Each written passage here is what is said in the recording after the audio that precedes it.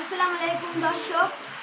আজ যশোর জেলায় ঝিনুগাছা উপজেলা নাভারণ পূর্বপাড়া অনেক বন্যা হয়েছে।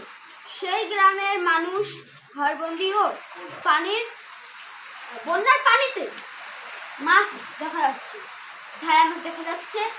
তাই চলুন আমরা ওখানে ঘুরে আসি। মাছ রয়েছে। এই সেই নাভারণ পূর্বপাড়া যাতে অনেক বন্যা হয়েছে। এই সেই বন্যার পানিতে দেখতে পাচ্ছেন হাঁটু সমান পানি। এই হাঁটু সমান পানিতে আমরা বসবাস করতে পারছি না এই গ্রামের মানুষ। তাই আমরা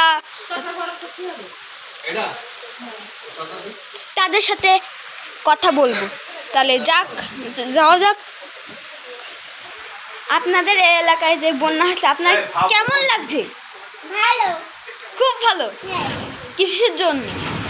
মাছ এসে মাছ তুলি খাচ্ছি। সে লাগবে তাই না?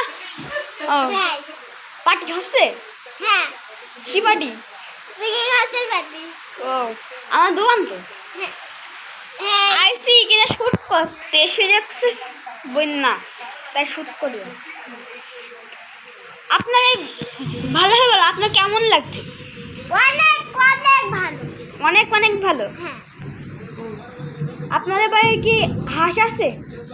আছে দুটো হাঁস, চকচকি সোনার মতো। বিক্রি করলে 1 লক্ষ টাকা হবে। তাই? হ্যাঁ, আর আপনাদের এখানে যে অনেক বন্যা হয়েছে, এই বন্যার জন্য আপনাদের কোনো সমস্যা হচ্ছে না? একটুও না। একটুও না? না, কয়েকজন বলছে এখানে বন্যার কারণে অনেক সমস্যা হচ্ছে। আমাদের বাড়ি মেলা উঁচু হয়ে রয়েছে, এই কি কোনো সমস্যা হবে না? আপনাদের কাছে বাচ্চাদের কাছে কোনো সমস্যা নেই, কিন্তু বড়দের কাছে অনেক সমস্যা। তাই আমরা যাতে এই বন্যার মানুষ বন্যা থেকে রক্ষা পায়, তাই আপনারা আমাদের চ্যানেলকে সাবস্ক্রাইব করুন। সাবস্ক্রাইব করার ফলে এই বন্যার মানুষরা মুক্তি পাবে ইনশাআল্লাহ। আসসালামু আলাইকুম ওয়া রাহমাতুল্লাহ। আলহামদুলিল্লাহ।